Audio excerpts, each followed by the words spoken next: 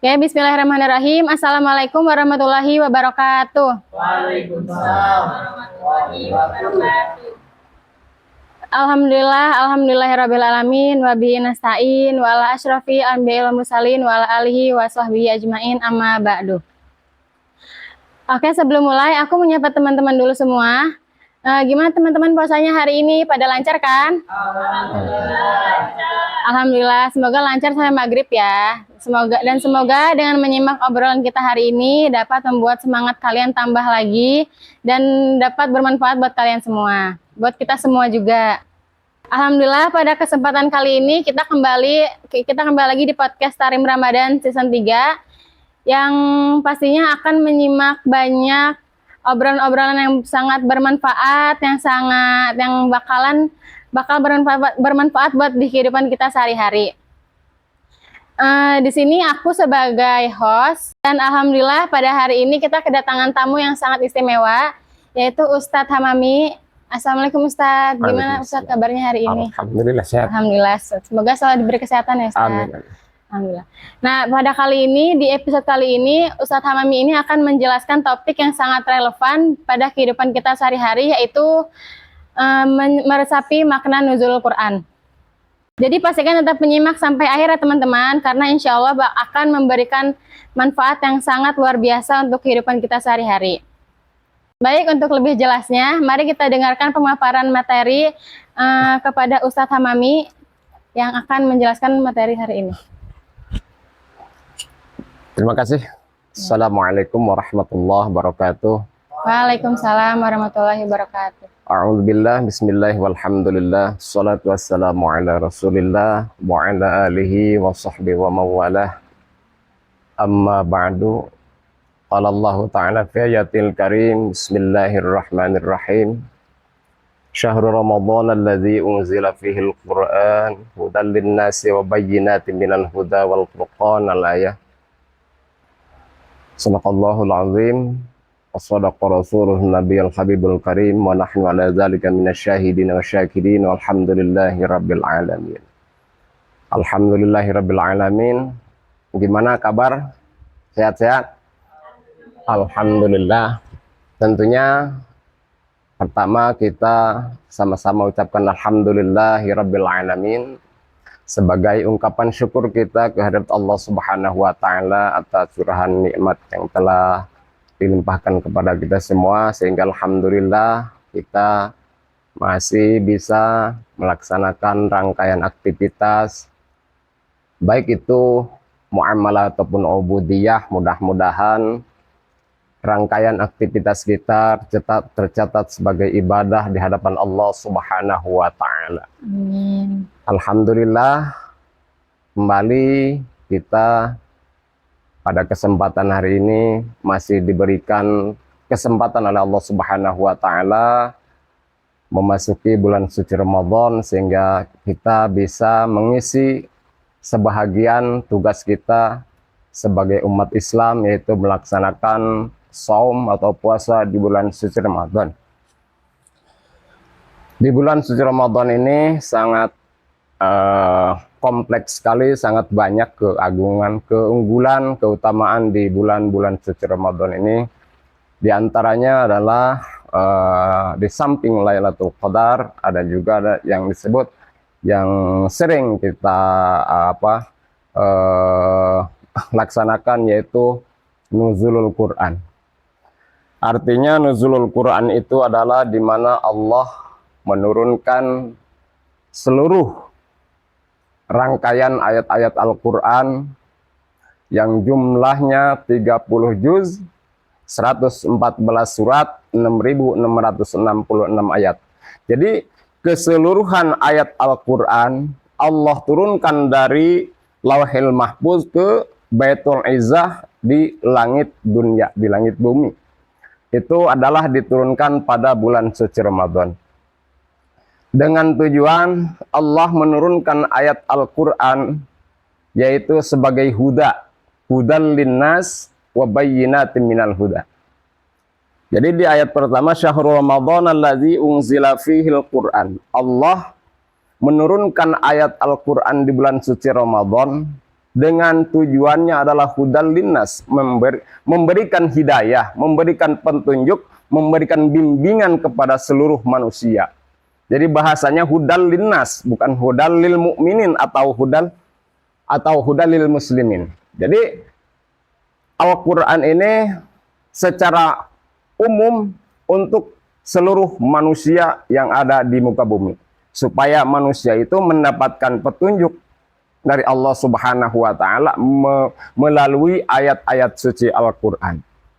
Wa bayyinatin minal huda, dan bukan hanya sekedar hidayah, bukan hanya sekedar petunjuk. Al-Qur'an ini juga ada penjelasan-penjelasan tentang bagaimana kita melaksanakan petunjuk untuk menuju ridha Allah Subhanahu wa taala. Jadi hudal linnasi wa bayyinatin minal huda wal furqan, dan Al-Qur'an adalah sebagai pemisah, pembeda antara hak dan batil. Jadi dengan Al-Qur'an insya Allah manusia akan menuju kehidupan yang sesuai dengan ajaran Allah dan Rasul-Nya untuk melaksanakan seluruh kewajiban-kewajiban tugas-tugas kita sebagai manusia. Dan kita terkhusus umat Islam, mudah-mudahan kita selalu ada dalam bimbingan Allah Subhanahu wa taala, sehingga biasa kita mengkaji Al-Quran sebagai pedoman kita.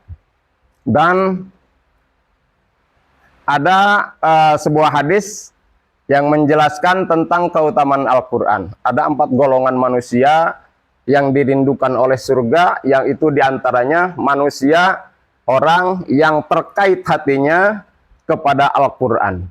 Ada bahasa dalam hadis menjelaskan talil Quran, orang yang terikat hatinya terhadap Al-Quran. Itulah keutamaan daripada nuzulul Quran. Sebab Al-Quran adalah sebagai hidayah, sebagai petunjuk manusia dalam menjalankan kehidupan di dunia ini untuk menuju ridha Allah Subhanahu wa taala. Tadi kan sebagaimana Al-Quran itu diturunkan sebagai petunjuk untuk seluruh manusia. Nah, aku mau nanya, di pertama kalinya Al-Quran diturunkan itu di mana sih? Al-Quran kan secara umum nuzulul Quran ini kan diturunkan di bulan Ramadan.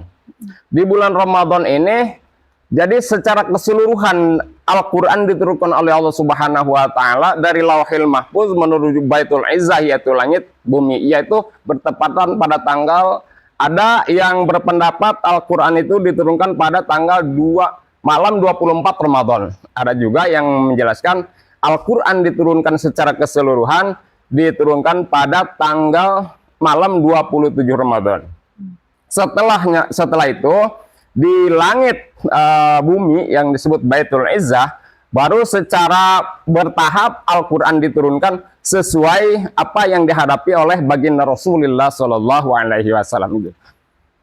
Jadi tepatnya secara di bulan Ramadan ini diturunkan Al-Quran secara keseluruhan 30 juz, 114 surat, 6.666 ayat, yaitu keseluruhan diturunkan di Lauhil Mahfuz ke Baitul Izzah yang ada di langit dunia ini, di langit pertama. Baru setelah itu diturunkan secara munazzaman, berkala gitu, sesuai apa yang dihadapi oleh baginda Rasulullah Shallallahu Alaihi Wasallam.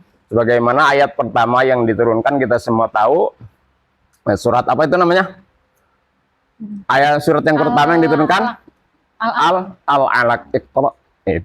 Itulah ayat-ayat Al-Quran yang pertama yang diturunkan oleh Allah kepada baginda Rasulullah Sallallahu Alaihi Wasallam, yang ininya tergantung apa situasi dan kondisi baginda Rasulullah Sallallahu Alaihi Wasallam, apa yang dihadapi oleh baginda Rasulullah Sallallahu Alaihi Wasallam. Gitu. Nah, seperti yang tadi dijelaskan, Al-Quran diturunkan kepada manusia itu sebenarnya ada perantaranya nggak sih? Apa langsung Allah yang... Ya, bagus. Al-Quran, Allah menugaskan malaikat Jibril sebagai pelantara, dan memang tugas malaikat Jibril adalah menurunkan wahyu, memberikan wahyu kepada para nabi dan para rasul.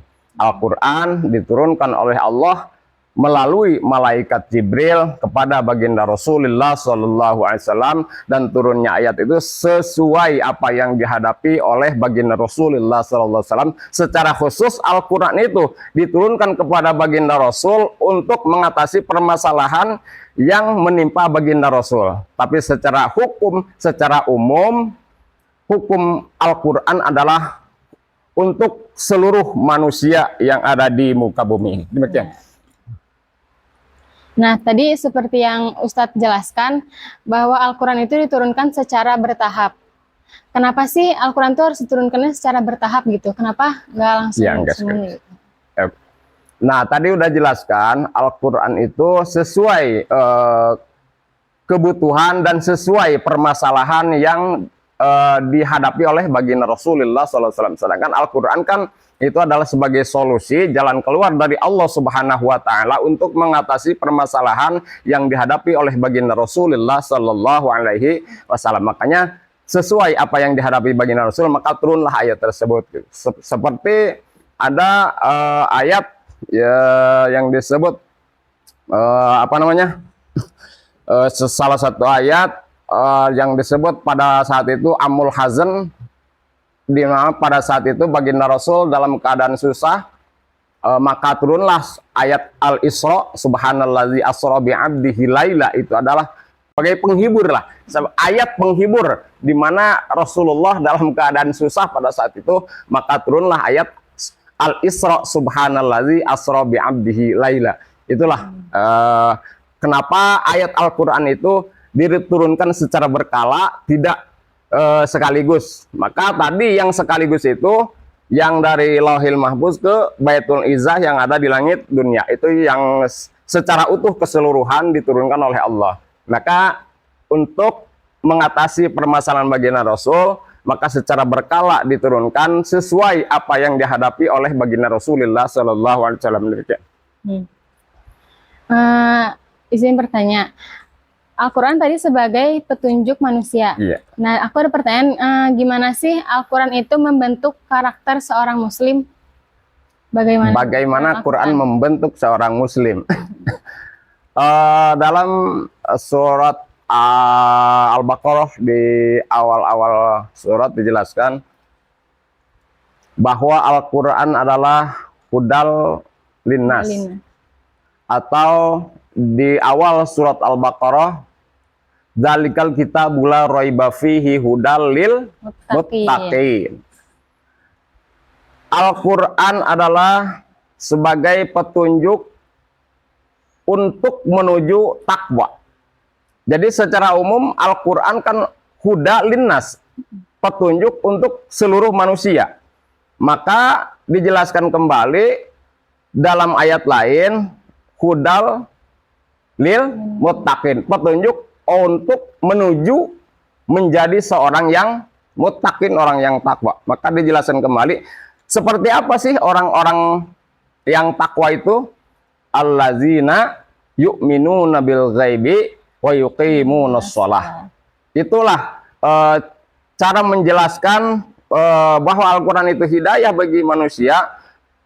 Jadi tanda orang yang bertakwa itu adalah orang yang mengimani, mempercayai hal-hal gaib, dan orang yang melaksanakan perintah Allah, diantaranya itu sholat 5 waktu. Itu adalah sebagai tanda orang takwa. Jadi yang menggiring orang atau manusia menjadi takwa adalah diantaranya melaksanakan sholat. Sebab sholat adalah sebahagian daripada perintah Allah Subhanahu wa Ta'ala. Demikian. Selanjutnya ada pertanyaan dari teman-teman yang mau bertanya dari sosial media. Ada pertanyaan dari SRH DJH 26. Apa tantangan terbesar umat Islam dalam mengamalkan Al-Quran di zaman sekarang? Tantangan terbesar di zaman Gen Z sekarang ya? Gen Z, generasi Z.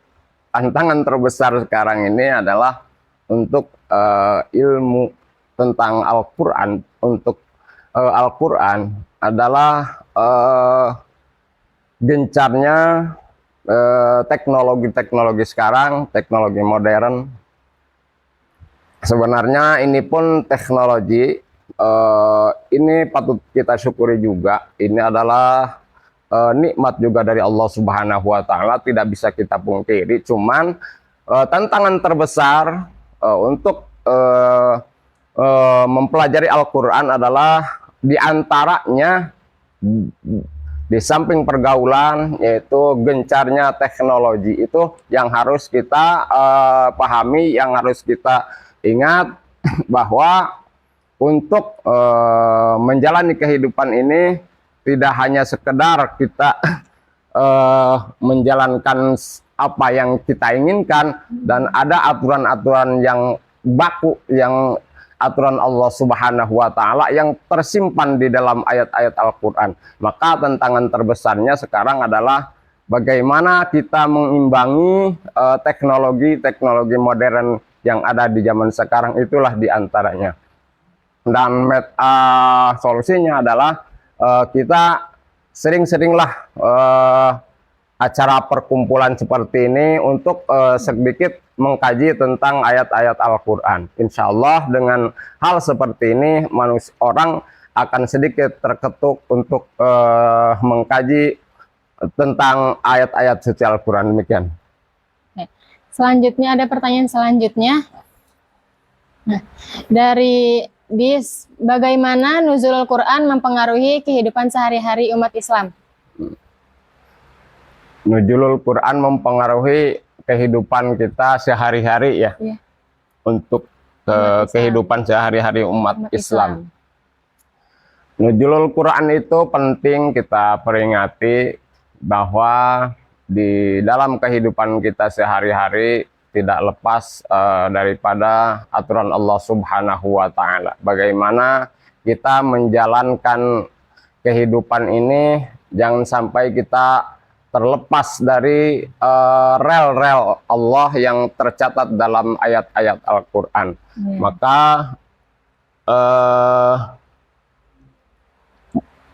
pengaruh Al-Quran itu sangat besar, apalagi di zaman sekarang juga alhamdulillah tahfiz-tahfiz pada bermunculan pada saat ini itu adalah hikmah daripada nuzulul Quran, bahwa Quran sebagai imam kita, sebagai kiblat kita, sebagai petunjuk kehidupan kita untuk menuju hari yang hakiki, untuk mendapatkan ridha Allah Subhanahu wa Ta'ala. Mudah-mudahan kita semua dalam keadaan selalu ada dalam taufik hidayah dan inayah Allah Subhanahu wa Ta'ala, sehingga kita tidak terlepas daripada kehidupan kita dari bimbingan Al-Quranul Karim. Demikian. Saya bertanya, Ustadz, apa hubungan nuzul Quran dengan malam Lailatul Qadar? Hubungan Lailatul Qadar sama nuzulul Quran. Sebagaimana ayat tadi menjelaskan bahwa di bulan suci Ramadan ini ada juga yang disebut Lailatul Qadar. Inna anzalnahu fi Lailatul Qadr. Lailatul Qadr khairun min alfi syahr. Kaitannya Lailatul Qadar sama nuzulul Quran. Ada ulama berpendapat bahwa Al-Quranul Karim yang berjumlah 30 juz, 114 surat, 6.666 ayat itu diturunkan tepat di malam Lailatul Qadar. Lailatul Qadar itu adalah tepat malaman diturunkannya kitab suci Al-Quran di Lauhil Mahfuz ke Baitul Izzah yang ada di langit dunia, di langit pertama lah kalau sekarang ya, di langit bumi disebutnya. Maka itu kaitannya Lailatul Qadar sama nuzulul Quran. Ada sebagian ulama mencatat bahwa Al-Quran diturunkan adalah tepat pada malaman Lailatul Qadar. Demikian. Selanjutnya izin bertanya lagi, Ustadz. Di zaman yang modern sekarang ini, bagaimana cara agar kita lebih dekat dengan Al-Quran, bukan hanya memahami tapi juga mengamalkannya? supaya kita lebih dekat dengan Al-Quran, tentunya metode untuk kita supaya lebih dekat dengan Al-Quran. Kita tentunya kita orang awam, yang lebih simpel lagi, tentunya kalau kita ingin selalu dekat dengan Al-Quran, tentunya kita juga harus mendekati orang-orang yang pecinta Al-Quran. Dengan demikian insya Allah kita akan senantiasa tertarik, terbawa untuk lebih mencintai Al-Quran. Demikian. Baik, terima kasih Ustadz untuk penjelasannya di materi hari ini. Semoga ilmu yang Ustadz berikan dapat bermanfaat buat kita semua. Amin, amin, amin, amin. Nah, semoga Ustadz diberi kelancaran selalu dalam puasanya, diberi kesehatan selalu. Ya, cukup sekian pembahasan materi pada hari ini.